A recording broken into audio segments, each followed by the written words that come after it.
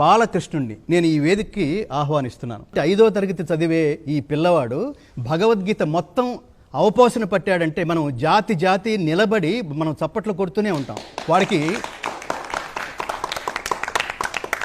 వాడిని మీరు ఏదైనా అడగండి. ఈ పిల్ల ఇంకోటి ఏంటంటే చిన్నపిల్లలకి కుదురు కూడా ఉండదు. ఇప్పుడు వాడికి అర్థమైంది కదా, వాడికి కుదురు కూడా లేని వాడికి ఇంత కుదురుగా 700 శ్లోకాలు ఎలా వచ్చినాయి? మీరు చిన్న పదం ఇవ్వండి, వాడు శ్లోకం చెప్పేస్తాడు. శరీరం యదవాప్నోతి యచ్చాప్యుత్క్రామతీశ్వరః గృహీత్వైతాని సంయాతి వాయుర్గంధాని వాశయాత్. అద్భుతం రా, సూపర్ రా నువ్వు. అహమాత్మా గుడాకేశ సర్వభూతాశయస్థితః అహమాదిశ్చ మధ్యం చ భూతానామంత ఏవ చ. యదా యదా హి ధర్మస్య గ్లానిర్భవతి భారత అభ్యుత్థానమధర్మస్య తదాత్మానం సృజామ్యహం. అనుద్వేగకరం వాక్యం సత్యం ప్రియహితం చ యతి స్వాధ్యాయాభ్యసనం చైవ వాంగ్మయం తప ఉచ్యతే. మైక్ ఎత్తుకుపోకురా, దగ్గర ఇట్రా. గామావిశ్య చ భూతాని ధారయామ్యహమోజసా పుష్ణామి చౌషధీః సర్వాః సోమో భూత్వా రసాత్మకః. అహం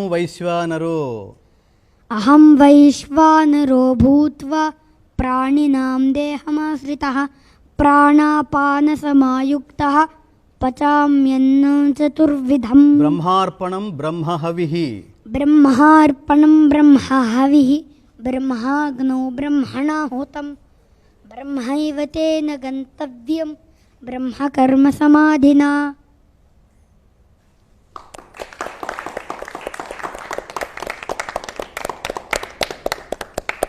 యత్ర యోగేశ్వరః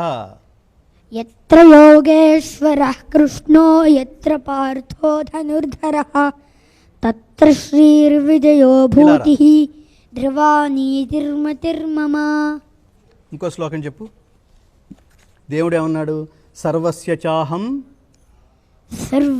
చాహం హృది సన్నివిష్టః మత్తస్మృతిర్జ్ఞానమపోహనం చ వేదైశ్చ సర్వైః అహమేవ వేద్యః వేదాంతకృత్ వేదవిదేవ చాహం. చూసారా, వేదాంత కృద్వేద అంటాం కదా మనం. కృత్ వేద విదేవ చాహం. వాడి పదచ్ఛేదం కూడా ఎంత అద్భుతంగా ఎలా వచ్చింది ఆ సంస్కారం. వీళ్ళ తల్లిదండ్రులను అడిగాం మనం, ఇది మీరే నేర్పించారా అని. అసలు మాకు తెలియదండి. వాడి ఇంట్రెస్ట్ కొద్దీ వాడు యూట్యూబ్లోకి వెళ్ళి మా దగ్గర ఫోన్ తీసుకుని ప్రతిరోజు వాడు భగవద్గీత అలా 2 నెలల్లో నేర్చుకున్నాడు. అంటే ఇది ఏంటిది మనకి? దీనికి ఉదాహరణ ఏమిటి? ఇప్పుడు మనం చదువుకున్న శ్లోకం శరీరం యదవాప్నోతి ఇది ఈ జన్మలో అదంటారా? 700 శ్లోకాలు చదవటం ప్రారంభించడానికి కావాల్సిన వయసు ఏంటి? చాలామంది వయసు అడుగుతుంటారు. వీడు ఏంటిది, ఏ వయసు ఇది?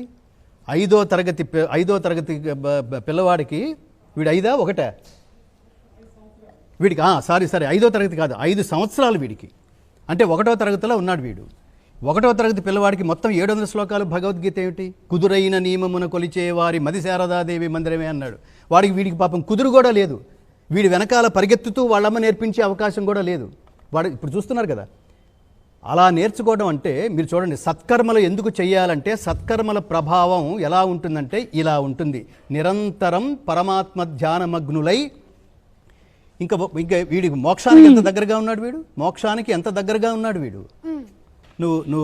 నువ్వు భగవద్గీతలో 15వ అధ్యాయం, ఇవాళ 15వ అధ్యాయం గురించి మాట్లాడుకుంటున్నాము. ఈ 15వ అధ్యాయం పేరేమిటి? పురుషోత్తమ ప్రాప్తి యోగం. ఓ సూపర్ రా, నువ్వు అద్భుతం రా.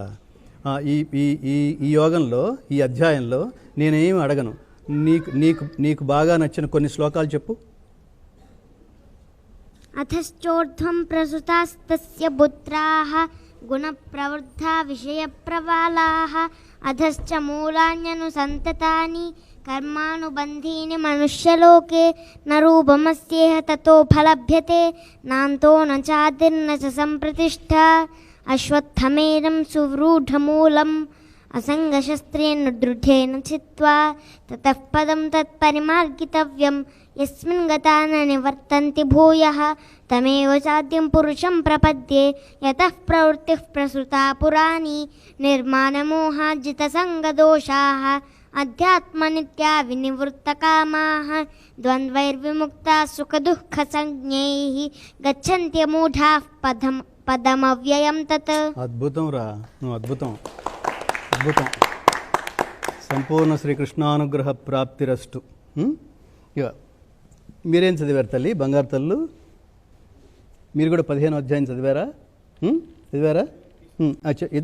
ఇలా పట్టుకోండి, చెప్పండి చెప్పండి. ఊర్ధ్వమూలం మదశాకం అశ్వత్థం ప్రాహురవ్యయం ఛందాంసి యస్య పల్నాని యస్తం వేద స వేదవేద్.